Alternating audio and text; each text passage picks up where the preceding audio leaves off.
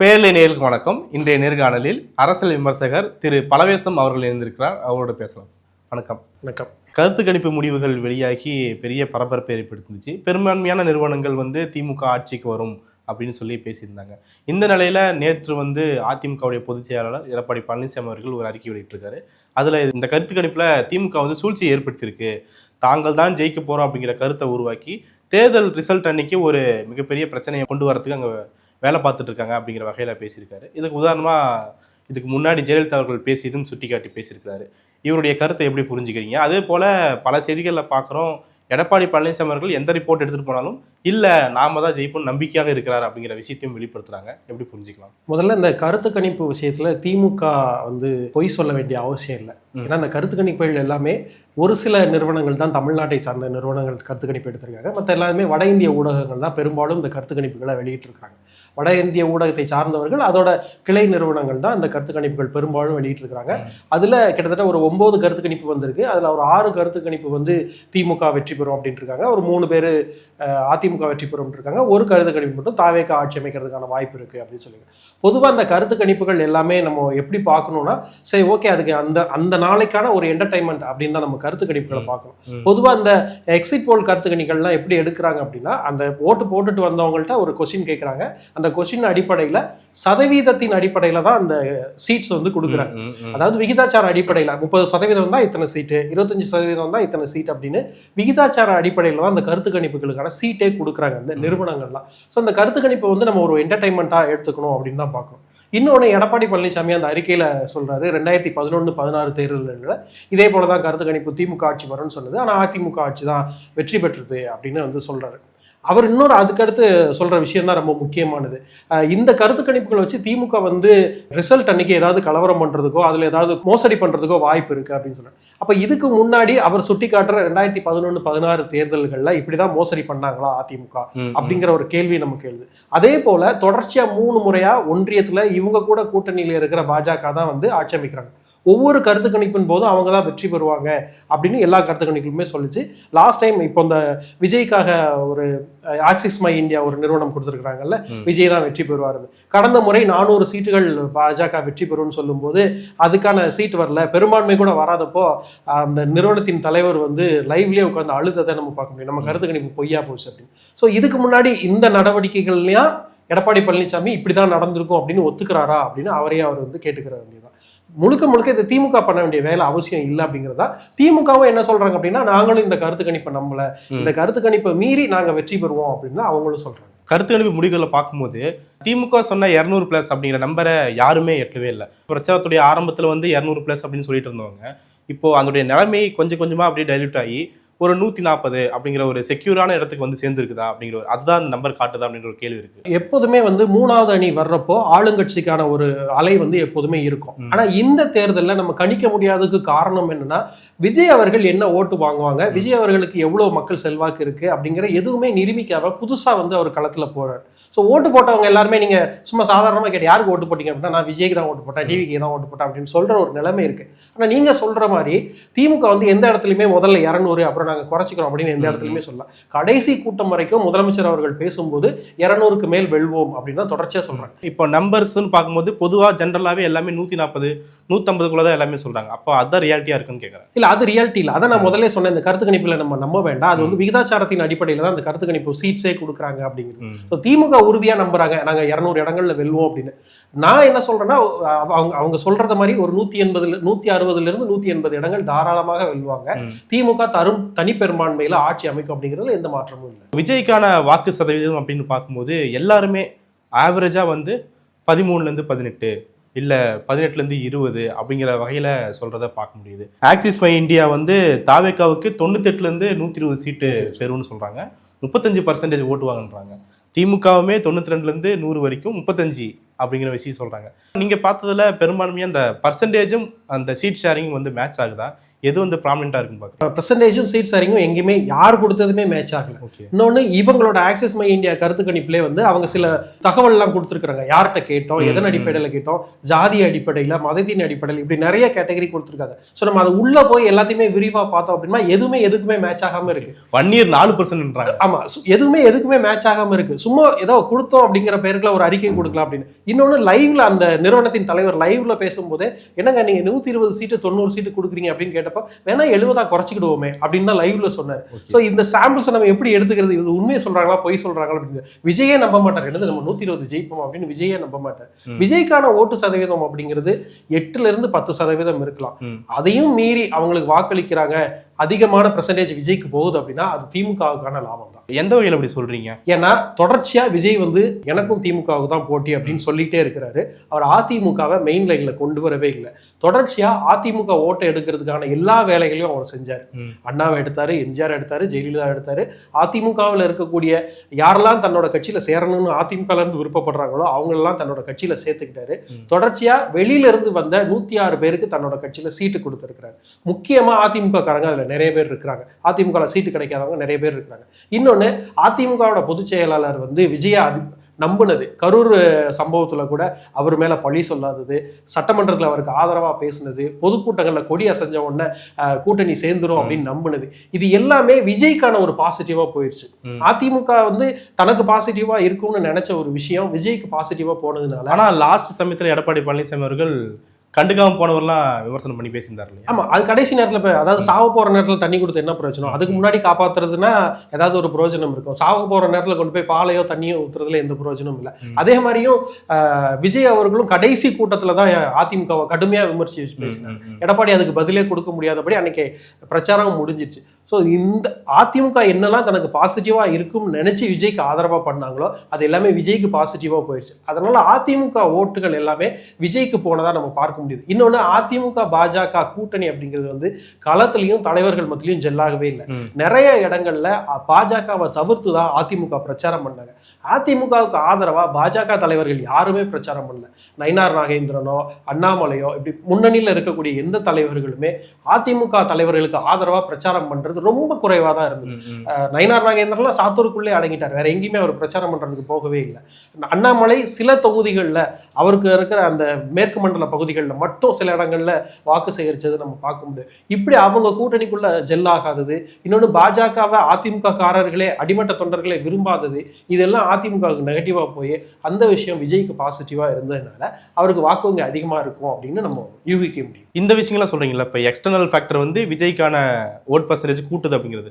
அப்போ மேலோட்டமா பார்க்கும்போது விஜய் அவர்கள் கட்டமைச்ச திமுக விசஸ் டிவிகே அப்படிங்கிற கருத்து உருவாக்கத்துல தான் இந்த மாதிரியான பர்சன்டேஜ் கிடைச்சிருக்கு அப்படின்னு சொல்லி பொதுப்படையா நம்பலாம் இல்லையா? ஆமா, கண்டிப்பா. ஏன்னா அவர் வந்து ஆல்ரெடி வின்னிங்ல இருக்கிற மக்கள் மத்தியில நல்ல ஒரு மரியாதை இருக்கக்கூடிய ஒரு தலைவரா ஸ்டாலின் இருக்கிறார்.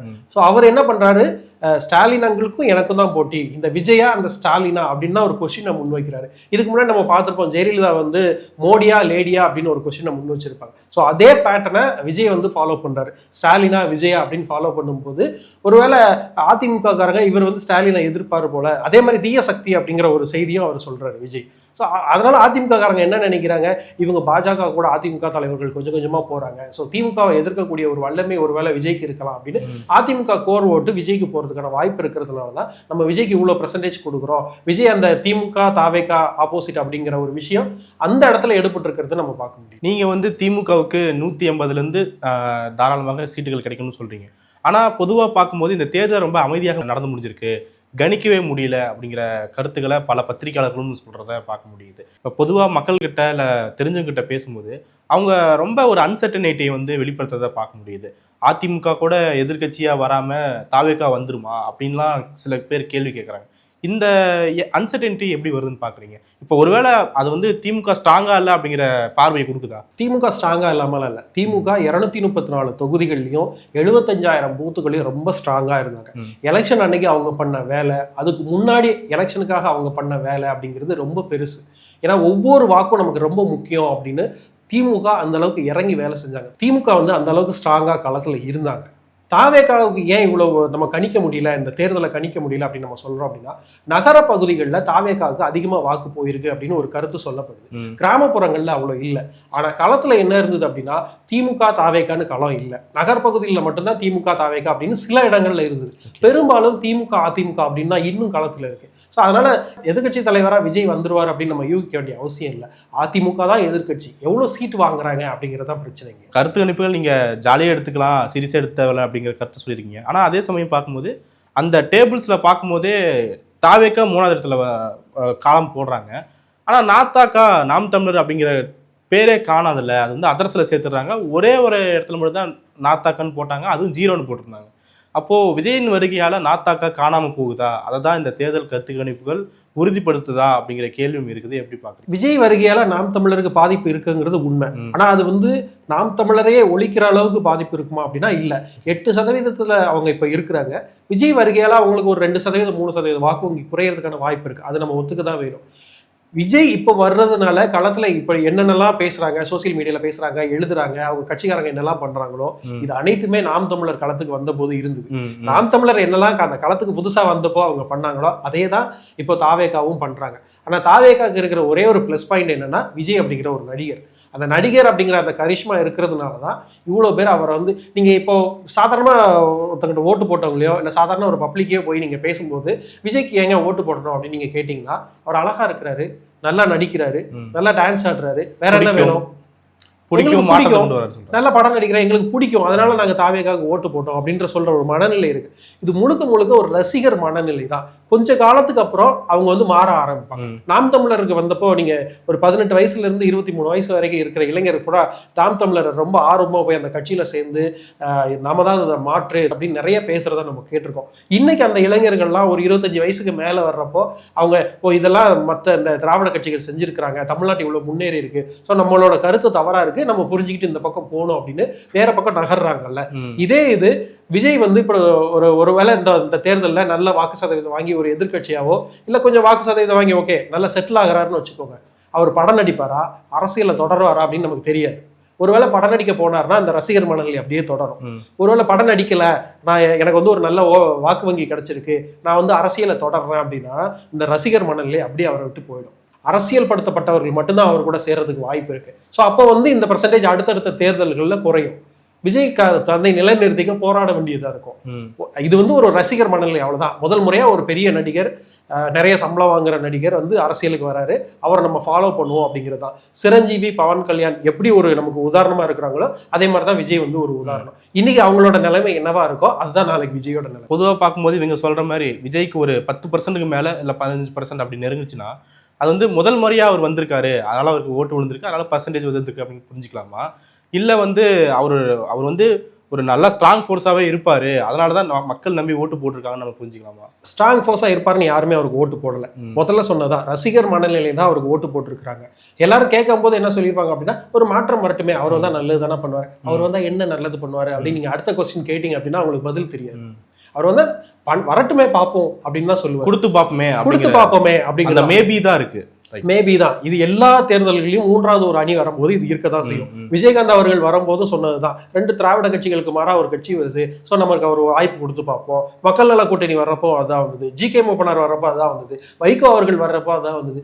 தொடர்ச்சியா 3வது அணி யாரெல்லாம் வராங்களோ அப்ப இந்த பேச்சு பொருள் இருந்துகிட்டே இருக்கும். என்ன அப்படின்னா, சரி கொடுத்து பார்ப்போமே, இந்த 2 கட்சிகளுக்கும் மாறா ஒரு கட்சிகள் இருக்கட்டுமே அப்படின்னு ஒரு பேசு பொருள் இருக்கதான் செய்யும். ஸோ அவர் மாற்றம் கொண்டு வந்துருவாரு, அவர் இந்த தமிழ்நாட்டையே தலைகீழா புரட்டி போட்டுருவாரு அப்படிங்கிற எந்த மனநிலையுமே எங்க ஓட்டளிச்சிருக்க மாட்டாங்க. எல்லாருமே ஒரு ரசிகர் மனப்பான்மையில ஒரு நடிகர் அப்படி செய்யறாருன்னு பார்ப்போம், படத்திலே அப்படிலாம் பண்றாரு, ஆட்சிக்கு வந்தா என்ன பண்றாருன்னு பார்ப்போம் அப்படிங்கிற ஒரு மனநிலை தான். இப்போ இந்த கருத்து கணிப்பு முடிவுகள் தாவேகா ரசிகர்கள் அல்லது தொண்டர்கள் மத்தியில ஏற்படுத்திருக்கக்கூடிய தாக்கம் என்னன்னு பாக்குறீங்க? இது வந்து அவங்க ரொம்ப மன உளைச்சல் ஆக வேண்டிய சூழ்நிலை ஏற்படும்.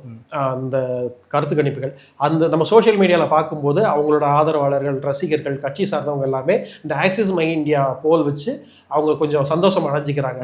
ஆனா ரிசல்ட் அன்னைக்கு May 4th எப்படி ரிசல்ட் வருதோ அதை பொறுத்து அவங்களோட மனநிலை என்னவா இருக்கும் நம்ம புரிஞ்சிக்கவே முடியல.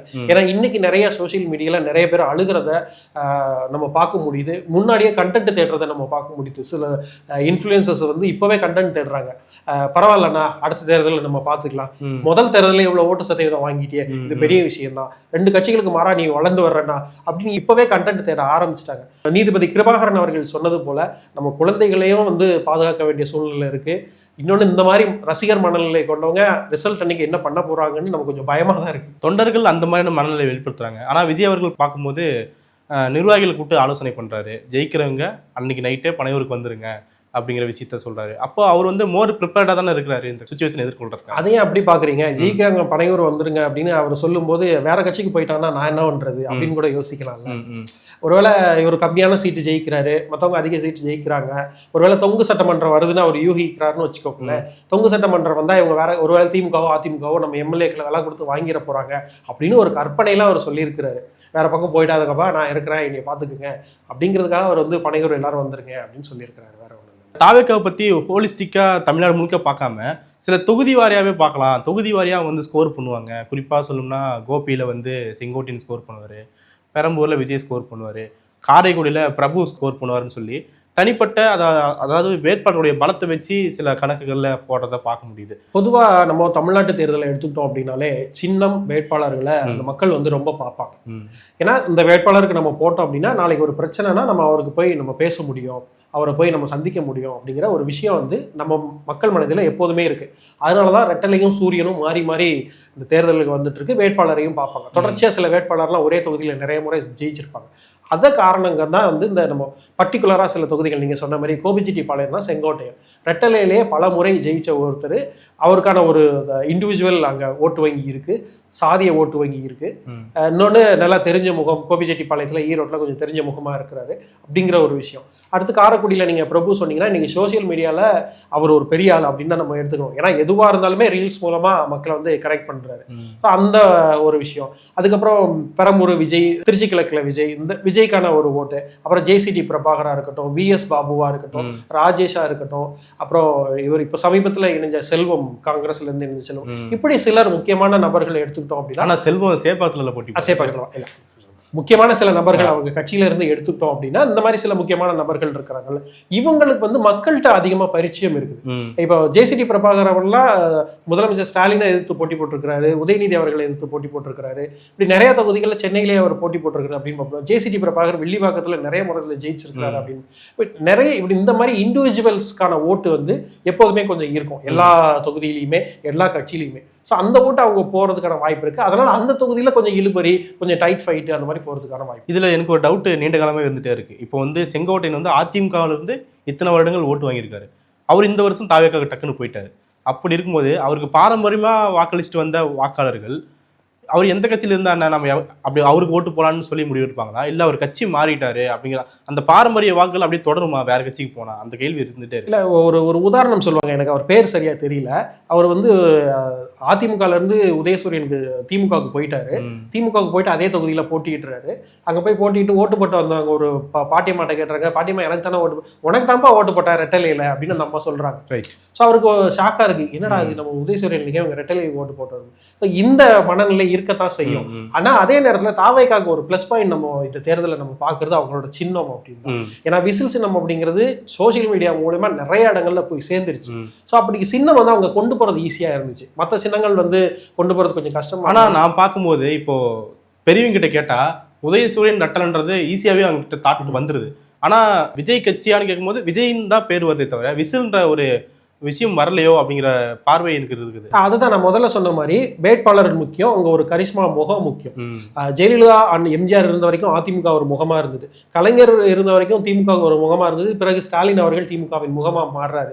அதே மாதிரி தாவேக்காக்கு ஒரு முக்கியமான முகம் வேற யாருமே நீங்க வேட்பாளரை பார்க்க வேண்டாம், விஜய் முகத்துக்காக மட்டும்தான் ஓட்டு. அப்படி நீங்க ரொம்ப இன்டீரியர் ரூரல் எல்லாம் போயிட்டு தாவேக்காக ஓட்டு போட்டீங்கன்னா யாருக்கு ஓட்டு, விஜய்க்காக ஓட்டு போட்டேன் அப்படின்னு தான் சொல்லுவாங்க. அந்த வேட்பாளர் பெயர் கூட அவங்களுக்கு தெரிஞ்சிருக்கிறதுக்கு வாய்ப்பு இல்லை. ஸோ அதே மாதிரி தான் தாவேக்காவோட ப்ளஸ் இந்த தேர்தல் நம்ம பார்க்குறோம் அப்படின்னா விஜய், அவங்களோட சின்னம், இந்த ரெண்டும் தான். வேற எதுவுமே அவங்க கொண்டு போய் மக்கள் மத்தியில் சேர்க்கவே இல்லை. விஜய்க்காக ஓட்டு போட்டேன், விஜய்க்காக ஓட்டு போட்டேன், விஜய்க்காக ஓட்டு போட்டேன், அவ்வளோதான் தாவேக்காவோட, வேற எதுவுமே இல்லை. ரிசல்ட் வரப்போகுது. ரிசல்ட் அன்னைக்கு நம்ம தொடர்ந்து பேசலாம். நிறைய விஷயங்களை பண்ணீங்க. மிக்க நன்றி.